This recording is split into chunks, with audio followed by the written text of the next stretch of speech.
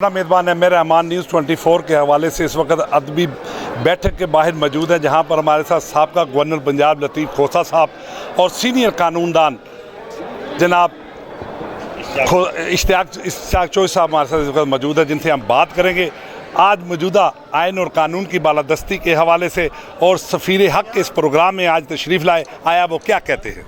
जी sir.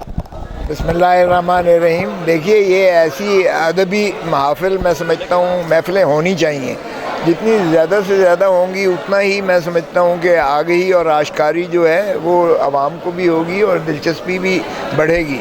बहुत हो रही है नफ़रतों की सियासत में, एक दूसरे के साथ जो है उलझाओ और टकराओ, और मेरे ख़्याल में ये खूबसूरत एक महफ़िल थी और जिसमें और नाम भी इनका जो है सफ़ीर हक़ रखा गया। तो हक़ की बात करना, सच की बात करना, यही मुल्क के लिए, यही हमारा दीन और धर्म, यही हमारा मज़हब कहता है।